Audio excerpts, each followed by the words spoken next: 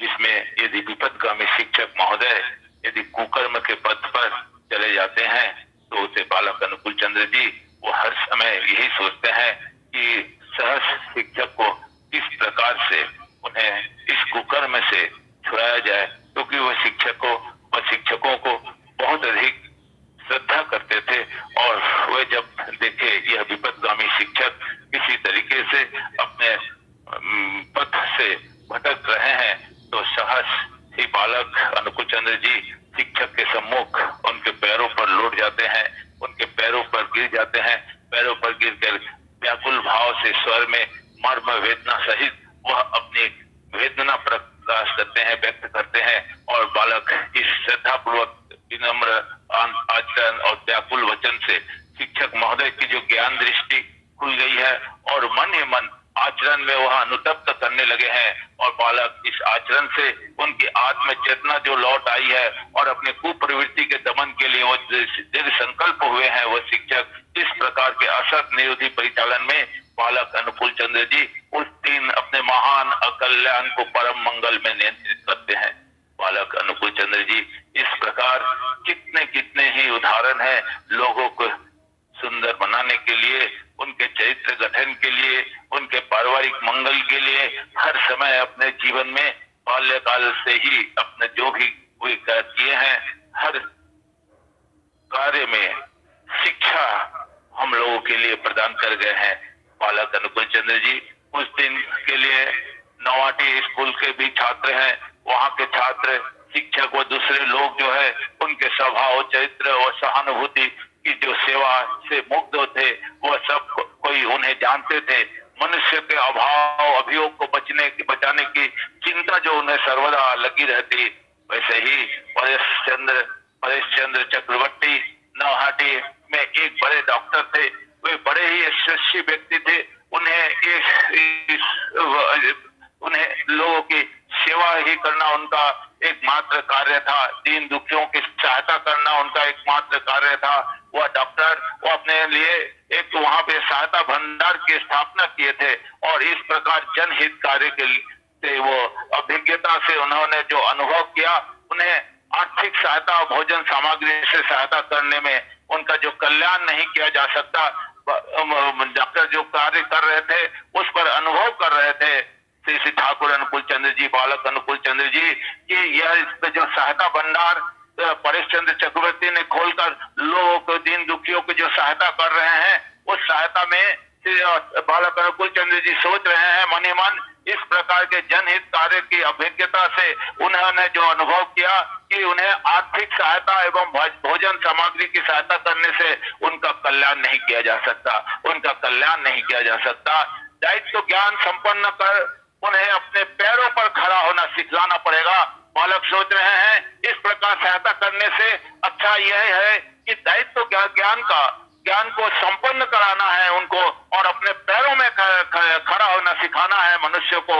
इस प्रकार की सहायता से ही यथार्थ कल्याण किया जा सकता है लोगों का। केवल आर्थिक सहायता से उनकी जो क्षति होती है, केवल आर्थिक सहायता से उनको जो क्षति होती है, ये बालक अनुकूल चंद्र जी अनुभव कर रहे हैं। और नौहाटी स्कूल की पढ़ाई जब शेष करने के बाद पुनः अनुकूल चंद्र जी फिर कई बार नौहाटी गए हैं और एक बार वह जब डॉक्टर परेश बाबू को प्रणाम करने गए हैं, उनके जो कल्याणकारी कार्य के लिए परेश बाबू को प्रणाम करने के लिए गए हैं, लेकिन परेश बाबू ने उन्हें किसी प्रकार से प्रणाम नहीं करने दिए और कहने लगे पहले मैं समझ नहीं सका था आपको, मैं बालक अनुकूल चंद्र जी को कह रहे हैं डॉक्टर परेश बाबू कि वे पहले मैं आपको समझ नहीं सका था, इसी कारण अभी मैं अबूझ बना, कब तक मैं अबूझ बना रहूंगा, जो हो गया उसके लिए मैं पश्चाताप कर रहा हूँ, मेरे अपराध की संख्या और अधिक मत बढ़ाओ। इतना कहते कहते परेश बाबू रो पड़ते हैं बालक अनुकूल चंद्र जी के लिए, बालक अनुकूल चंद्र जी के लिए। बालक अनुकूल चंद्र जी वो चाहते थे लोग अपने पैरों पे खड़े हों, कर्म के माध्यम से वे आगे बढ़े। उस प्रकार इनको दीन दुखियों को सिर्फ सहायता करने से, सहायता भंडार खोलने से नहीं होगा। बालक अनुकूल चंद्र जी का उद्देश्य था प्रत्येक मनुष्य अपने अपने पैरों पर खड़े हो और उसके लिए जो शिक्षा दी जानी है वह शिक्षा, वह करीब जब पता चलता है तब वो नतमस्तक होते हैं और बालक अनुकूल चंद्र जी के पास वो पश्चाताप करते हैं कि मैंने मेरे अपराध की संख्या और ना बढ़ाओ, अधिक ना बढ़ाओ। इतने कहते कहते परेश बाबू रो पड़ते हैं, भावुक हो जाते हैं। प्रवेश परीक्षा में परीक्षार्थी के चयन के लिए अनुकूल चंद्र जी की टेस्ट परीक्षा में बैठे हैं और वे उत्तीर्ण होते हैं। परीक्षा में बैठने के लिए उन्हें चुना जाता है। परीक्षा के फीस जमा करने के लिए पिताजी के यहाँ से रुपए भी आ जाते हैं। फीस जमा करने के वाले दिन में उन्हें पता चलता है उन्हीं का एक कक्षा का एक गरीब शिक्षार्थी, एक गरीब बालक जो है फीस जमा, उसका एक साथी वो फीस जमा नहीं कर पा रहा है, फीस जमा करने में असमर्थ है। उसकी गरीब विधवा माँ के फीस के पैसे की व्यवस्था नहीं कर सके हैं। उनका वह साथी बड़ा दुखी था। बालक विद्यार्थी अनुकूल चंद्र जी अपने को रोक नहीं सके और अपने फीस के रुपए मित्र के नाम जमा कर दिए। उसके उस साथी को जब यह बात पता चलता है तब उसने यह आकर उनसे पूछते हैं, तुमने क्यों ऐसा किया? तुम्हें भी तो परीक्षा देनी है, क्या व्यवस्था तुम ऐसा कर रहे हो? ऐसा क्यों कर रहे हो? बालक अनुकूल चंद्र जी उस अपने साथी को कहते हैं, तुम मेरी चिंता मत करो, अच्छी तरह पढ़कर परीक्षा दो और पास हो जाओ। उन्होंने उस साथी को यह कहकर कि वह साथी को आश्वस्त करते हैं कि देखो भाई, तुम्हारी आवश्यकता मुझसे अधिक है। मैं पास हो या ना हो, मुझे नौकरी की आवश्यकता नहीं है। तुम्हें नौकरी नहीं मिलेगी यदि तुम पास नहीं हो।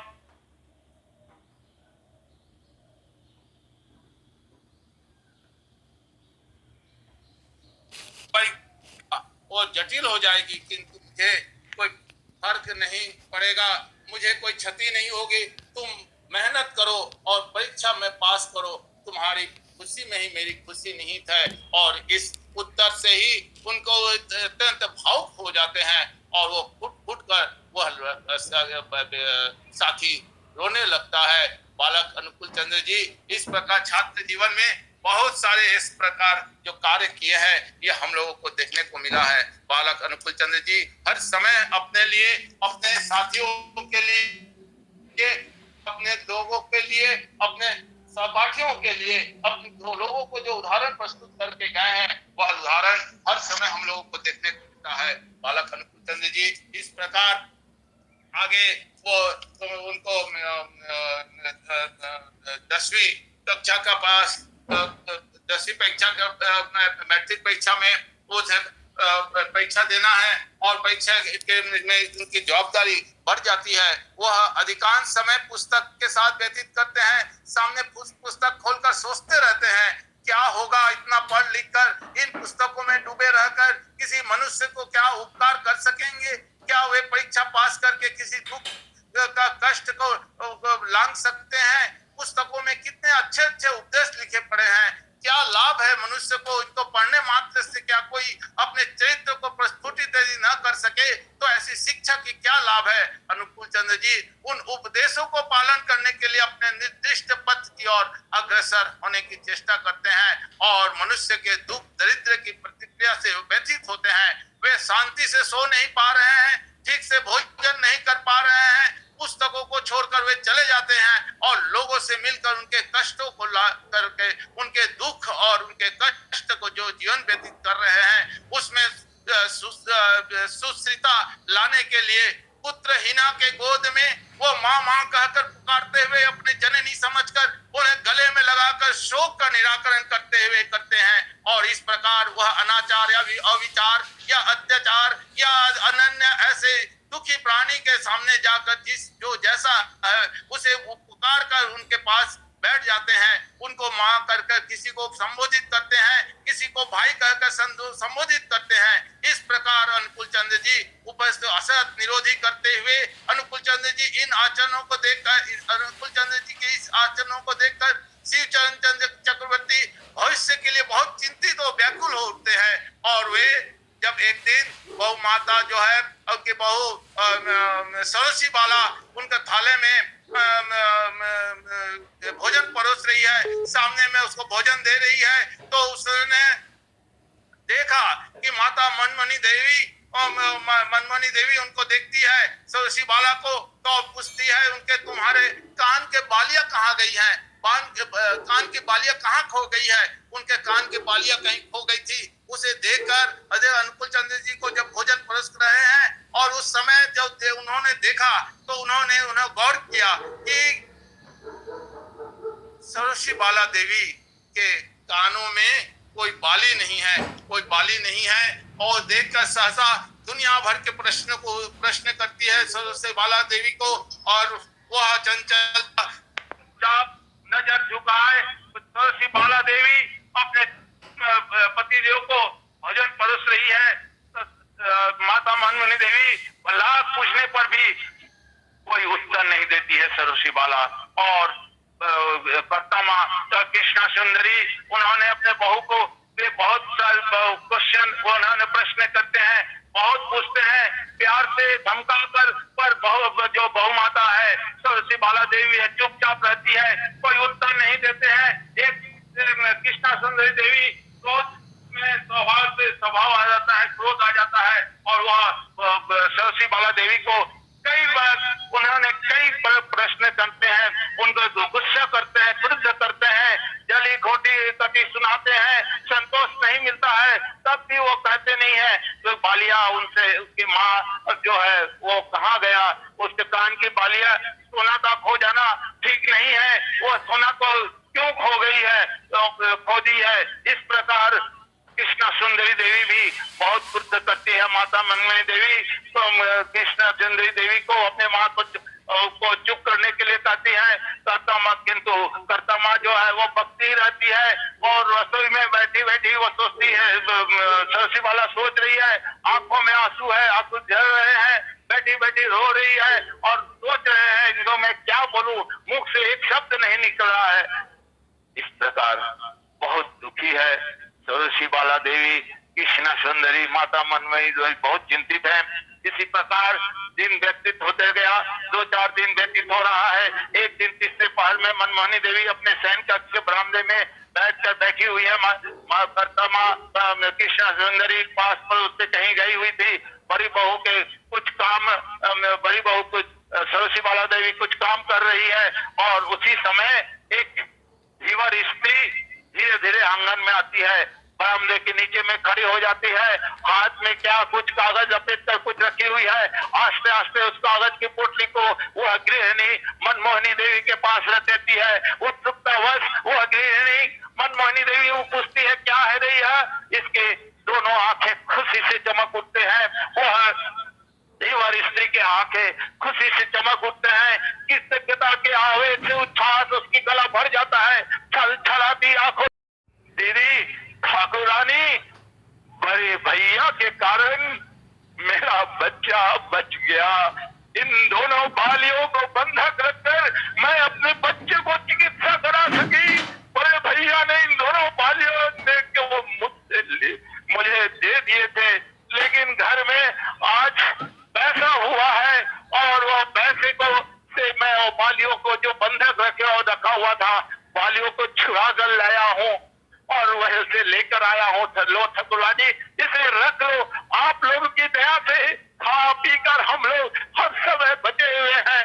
हमारे बड़े भैया बचे रहे, वो राजा बने, वे देवता है, गरीब के माँ बाप है, अपनी आंचल से आंखों को पोंछती ही वह धीरे धीरे वह स्त्री धीवर स्त्री घर से बाहर जाती है।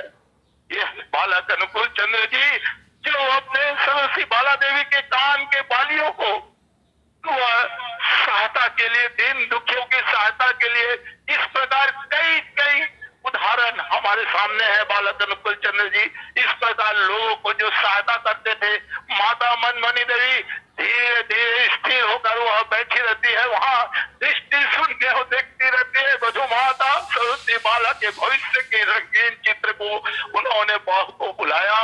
बहू के पास आते ही वह माता मनमोहनी देवी तन्मय होकर देखती रहती है उनकी ओर, फिर कागज से लपेटी हुई बालियां उनके मधु माता सरस्वती बाला देवी के कान में पहना देती है, और खींचकर अपने हृदय से लगाकर आलिंगन होकर बहुत रोती रहती बुधु माता भी कई ने सुनाने के बाद, इतने बातों को सुनने के बाद भी उसके मुंह से एक शब्द नहीं निकले।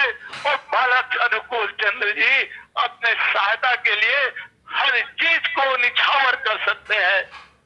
अनुकूल चंद्र जी की ये सब घटनाओं को देखकर उसके पिता डॉक्टरी पढ़ने की व्यवस्था करते हैं। डॉक्टरी पढ़ाने के लिए उन्हें उपयुक्त समझते हैं और परोपकारी हृदय और दूसरे के दुख से कातर मन और प्राण और इस विद्या से सहायता से परोपकार व व्रत की साधना भी कर पाएंगे और अपने गृहस्थी भी चला सकेंगे।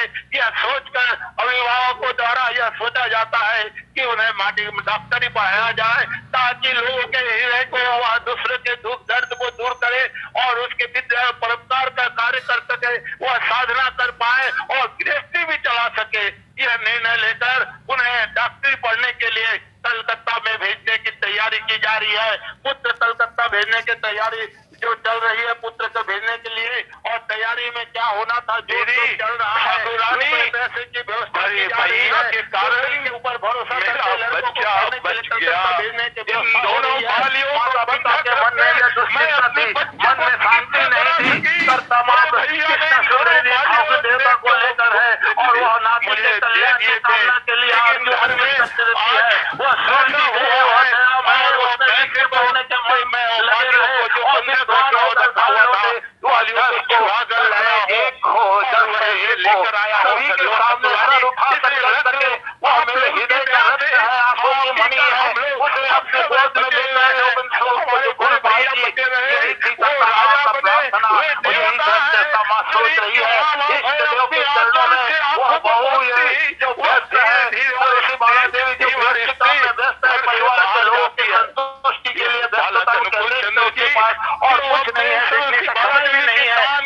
दूसरे देश में जा रहे हैं, किंतु दिनों तक उन्हें देख नहीं पाएगी, उसकी चरणों में सेवा नहीं कर पाएगी। कितने दिनों तक जो वंचित रहेंगे, उसके स्थिति बुजुर्ग जो साधना करते थे, माता मन नहीं देवी सुनने नहीं पाएगी, वो बैठी रहती है वहाँ, दृष्टि सुन के वो देखती रहती है। मधु माता तुलसी बाला देवी का हृदय आलोड़ित हो रहा है और आंखों में आंसू भीग रहे हैं, अश्रु गिर रहे हैं।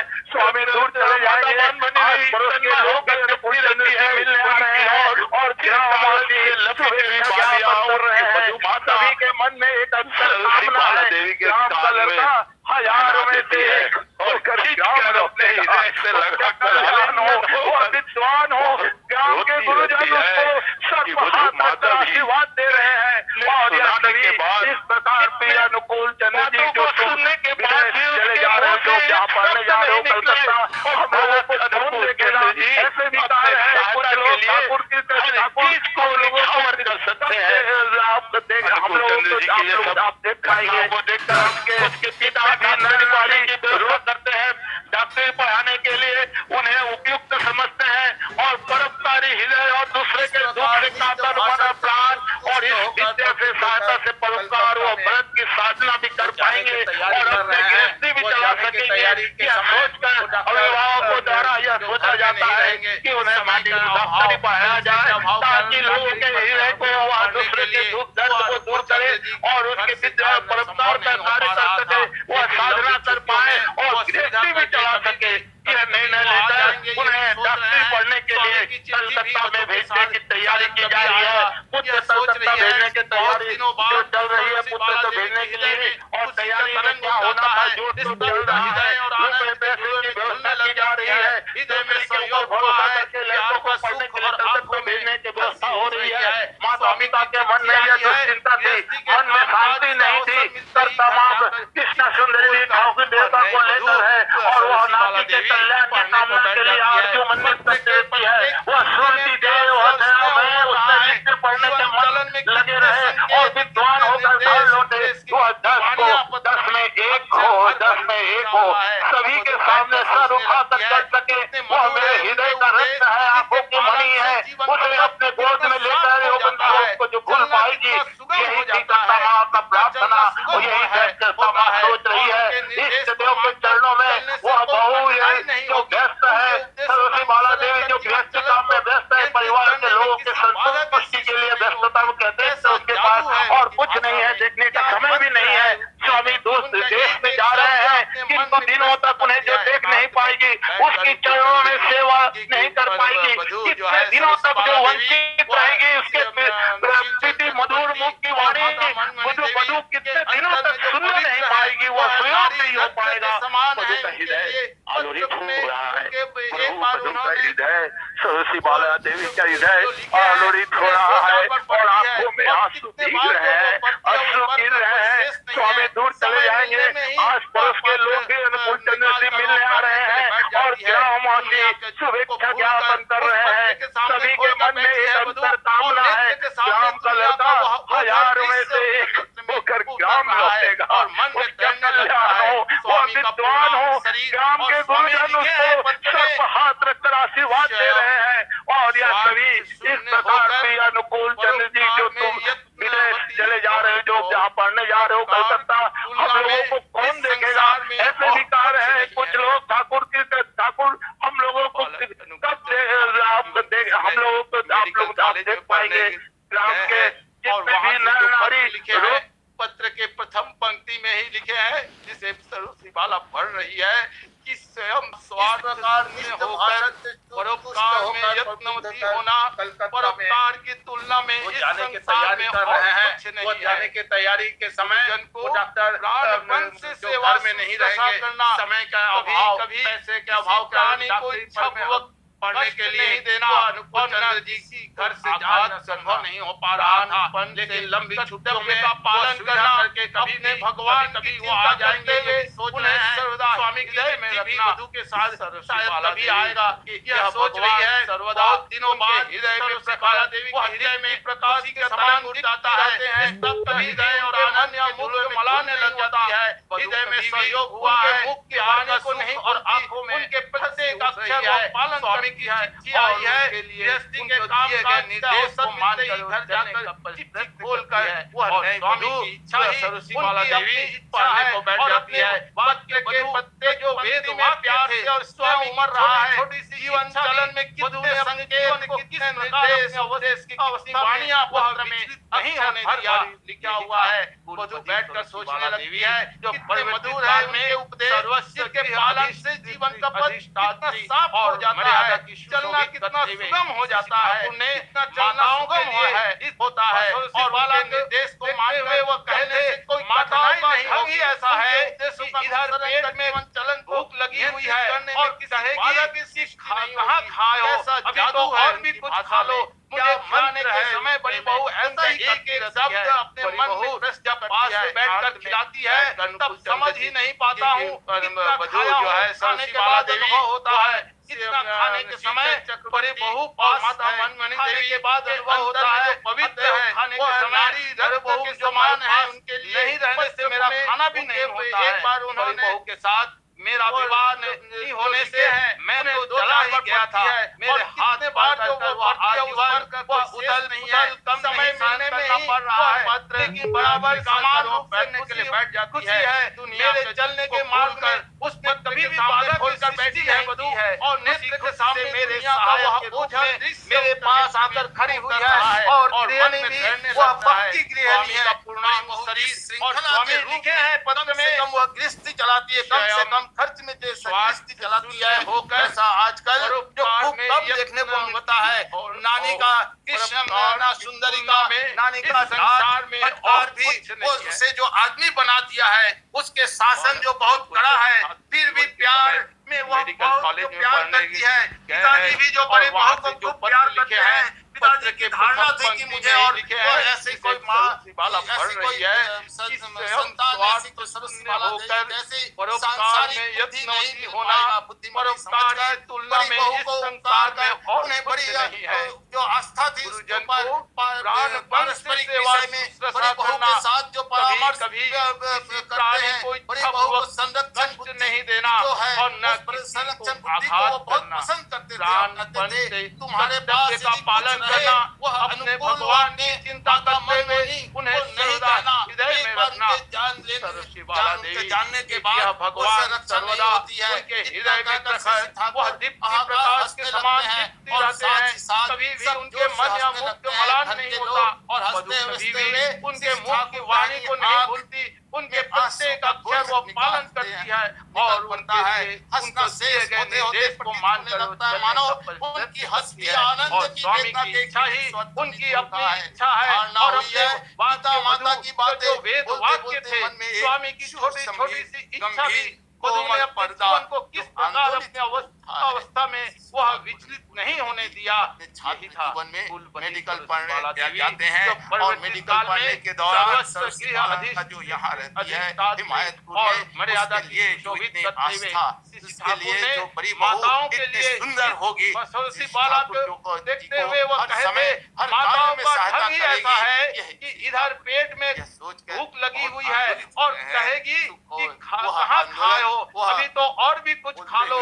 मुझे खिलाने के समय बड़ी बहू ऐसा ही करती रहती है।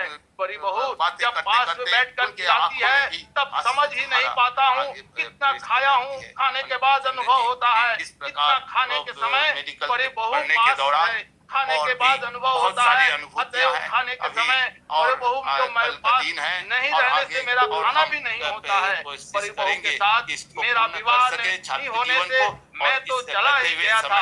मेरे हाथ पर बैठकर वह आजीवन वह उथल पुथल कम नहीं सहन करना पड़ रहा है लेकिन बराबर समान रूप से खुशी है। मेरे चलने के मार्ग में उसने कभी भी बाधा की सृष्टि नहीं की है। खुशी से मेरे सहायक के रूप में मेरे पास आकर खड़ी हुई है और गृहिणी भी वह पक्की गृहिणी है। बड़ी बहू जिस श्रृंखला के रूप में कम से कम वह गृहस्थी चलाती है कम से कम खर्च में जैसा गृहस्थी चलाती है वैसा आजकल जो खूब कम देखने को मिलता है। नानी का कृष्ण सुंदरी का नानी का डांट फटकार भी वो उसे जो आदमी बना दिया है उसके शासन जो बहुत कड़ा है फिर भी प्यार में वह बहुत जो प्यार करती है। पिताजी भी जो बड़े बहू को खूब प्यार करते हैं। पिताजी की धारणा थी कि मुझे और ऐसी कोई माँ ऐसी कोई संतान ऐसी कोई सरस्वती बाला देवी जैसे सांसारिक बुद्धि नहीं मिल पाएगा। बुद्धिमती समझकर बड़ी बहू को उपकार कर उन्हें बड़ी जो आस्था थी उसके ऊपर पारस्परिक विषय में बड़ी बहू के साथ जो परामर्श करते हैं बड़ी बहू को संरक्षण बुद्धि जो है उस संरक्षण बुद्धि को वो बहुत पसंद करते थे और कहते थे तुम्हारे पास यदि कुछ रहे वह अनुकूल वो अपने माता मनमोहनी को नहीं कहना। एक बार उनके जानने के बाद वो संरक्षा नहीं होती है। इतना कहकर श्री ठाकुर हाहाकार हंसने लगते हैं और साथ ही साथ सब जोर से हंसने लगते हैं घर के लोग और हंसते हुए श्री ठाकुर दहनी आंख में आंसू का बूंद निकल पड़ता है। हंसना शेष होते होते प्रतीत होने लगता है मानो उनकी हंसी आनंद की वेदना के एक मिलित स्वर ध्वनित हो उठा है। धारणा हुई है पिता माता की बातें बोलते बोलते मन में एक सुसंभीर गंभीर कोमल पर्दा जो आंदोलित हो उठा है। ठाकुर चंद जी अपने छात्र जीवन में मेडिकल पढ़ने जाते हैं और मेडिकल पढ़ने के दौरान सरस्वती बाला जो यहाँ रहती है हिमायतपुर में उसके लिए जो इतनी आस्था उसके लिए जो बड़ी बहू इतनी सुंदर होगी ठाकुर जी को हर समय हर कार्य में सहायता करेगी। यह ठाकुर जी यह सोचकर बहुत आंदोलित हो रहे हैं। वह आंदोलन वह बोलते हुए वह आंदोलन करते हुए वह बातें करते करते उनके आंखों में भी अश्रुधारा आगे प्रवेश कर जाती है। अनुकूल चंद्र जी इस प्रकार मेडिकल के पढ़ने के दौरान और भी बहुत सारी अनुभूतियां हैं अभी और कल का दिन है और आगे और हम कोशिश करेंगे कि इसको पूर्ण कर सके छात्र जीवन को। और इससे कहते हुए समय हो आया है सबको राम दे। जय गुरु। जय गुरु।